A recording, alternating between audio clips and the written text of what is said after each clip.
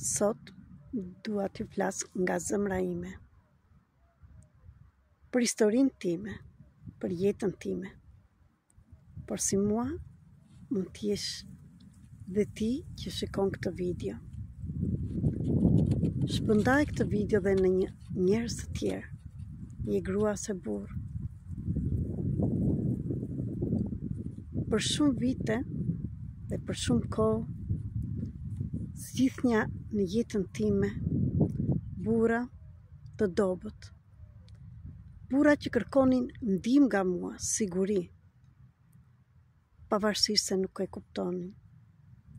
Dhe unë gjithmonë isha aty të jepnja dashuri, siguri shpirtërore, siguri financiare, duke qenë vetë bosh.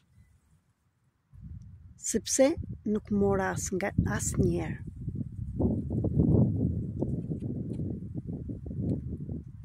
Sillnja burran në jetën time si babain tim, që nuk ishte siguri shpirtërore, as financiare,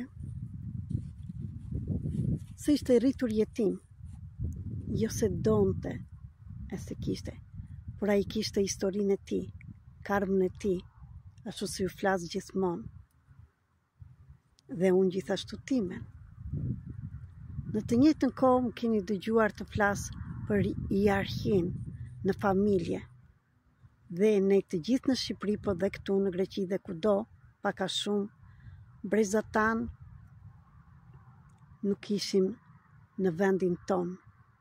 Më keni dëgjuar t'ju them qëndro në vendin tënd. Ju them sepse dhe unë nuk qëndronja në vendin tim, por nuk e bënja nga që e dinja, e kemi bërë nga dashuria. Më keni dëgjuar që të them je në arrogancë, dhe mos e shiko këtë arrogancë si diçka të keqe, por është ajo arroganca e fëmirisë, ajo që ti do të shikosh prindrit e tu, të lumtur, të gëzuar, dhe pa dashje ke marrë plagët e tyre, dhimbjen e tyre, pasigurinë, gjithçka që ndodhte. Solla në jetë burra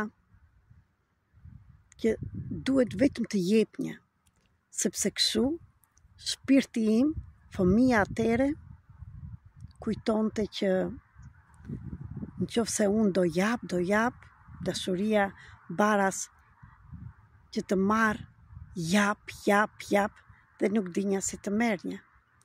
Dhe nuk merrnja. Në të njëjtën kohë, njerëzit më shikonin si diçka që isha e mirëqen. Akoma dhe prindrit, motrat dhe vëllezërit, dhe shokët e shoqet shumë mirë, sepse ajo energji isha unë. Më ndiq për video të tjera, dhe në qoftë se je edhe ti në këtë vend, dhe në qoftë se tani në këtë moment shpirti jot nje si diçka të tyren, jam këtu për të ndihmuar me metodat e ndryshme, me përvojën time personale, si ti të dalësh nga ky rreth. Nuk të them që është e lehtë, ka shumë punë me veten, ka lot, ka dhimbje që të dalësh nga kjo, por mund të çoj në qoftë se je gati atje ku duhet të shkosh.